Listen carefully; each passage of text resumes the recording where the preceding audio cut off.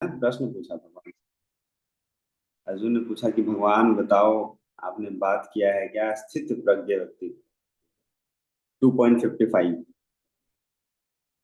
आपने बोला कि देखो जो स्थित प्रज्ञ हो जाता है वो कितना और डिटरमाइंड हो जाता है अपने पाथ में। तो आप बताओ कौन से व्यक्ति होता है डिटरमाइंड, कौन सा व्यक्ति स्थित प्रज्ञ है, कैसे हम उसको पहचान लेंगे बताओ। क्या करता है, कैसे उठता है, कैसे बैठता है, कैसे चलता है, कैसे खाता है, कैसे सोता है, कैसे बात करता है। तो भगवान ने एक बड़ा अच्छा उत्तर दिया है, एक श्लोक के माध्यम से मैं सुनाता हूँ आपको। श्री भगवान वाच, भगवान ने बोला, प्रजाहाति यदा कामान सर्वान् पार्थो मनागतान् आत्मानीयेवात्मना तुष्टा स्थित प्रज्ञास्तदोच्यते।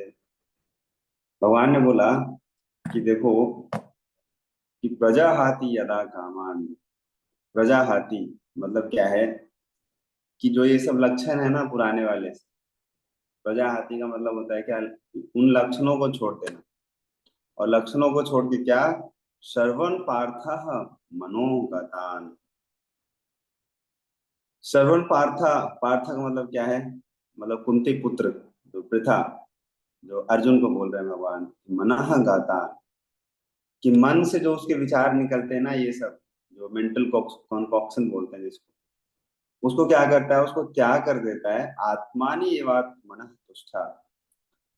फिर जाकर क्या होता है, वो उस स्थिति में पहुंचता है, आत्मानी एवात मनः तुष्टा, कि जिससे क्या हो, अपने आप को वो मतलब तुष्ट कर सके ऐसा। आत्मानी मतलब कि जो शुद्ध स्थिति है मन का, उस स्थिति में वो पहुंच पाता है व्यक्ति। स्थित प्रज्ञास्तदोच्यते, कि इस तरीके से क्या है, जो स्थित प्रज्ञ व्यक्ति हो जाए, जो मतलब दिव्य पद को जो प्राप्त कर चुका है, जो ट्रांसडेंटली फिक्स हो चुका है। नहीं तो आप कहीं पे भी जाओगे, आपका मन और आपका बुद्धि साथ में जाता है। आप चाहे मायके जाइए, चाहे ससुराल जाइए, चाहे शिमला जाइए, चाहे मनाली जाइए, आप सुख प्राप्त करने के लिए जाएंगे वहां पे। लेकिन सुख और दुख ना मन का खेल है ये। मन से कनेक्शन है उसका, सुख का और दुख का। कहीं पे भी जाएंगे तो आपका अगर मन परेशान है तो आप खुश प्रसन्न नहीं रह पाओगे।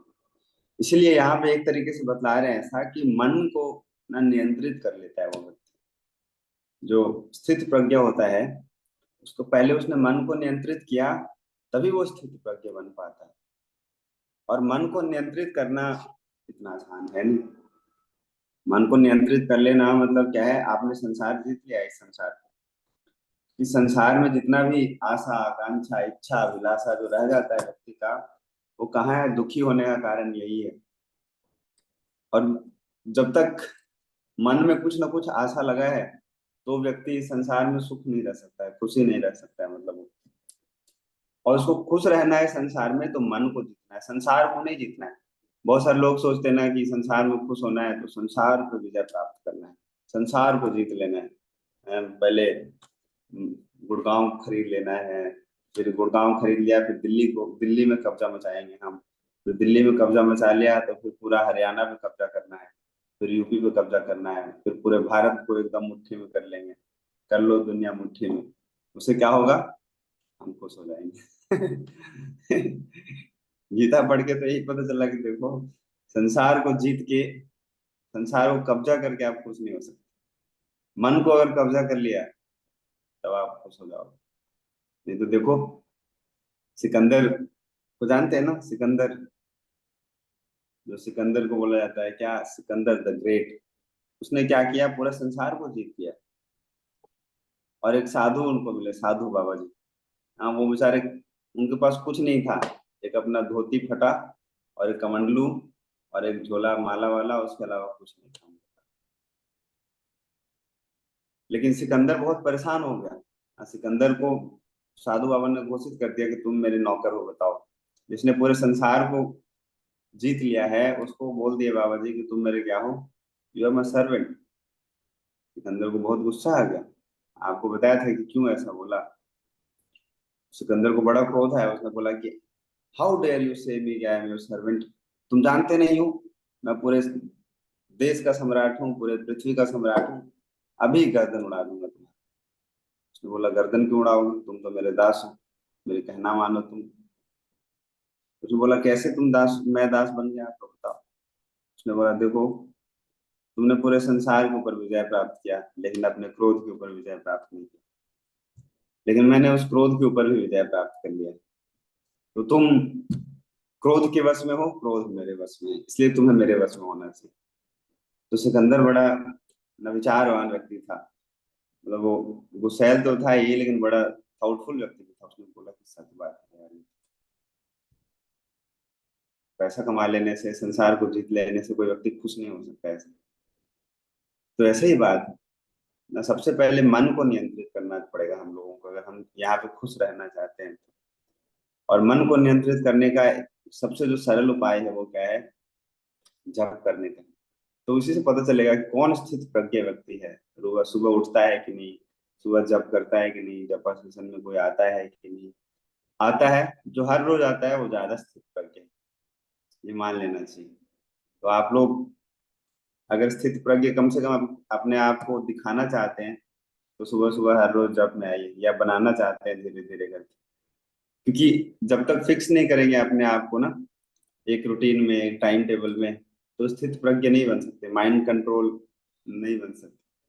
इसलिए योगी को ऐसे होना पड़ता है। कैसे, मतलब भगवान ने बोला है आगे इसे कि क्या, कि युक्ताहार विहार, उसका सब कुछ डिसिप्लिन होता है, रेगुलेटेड होता है।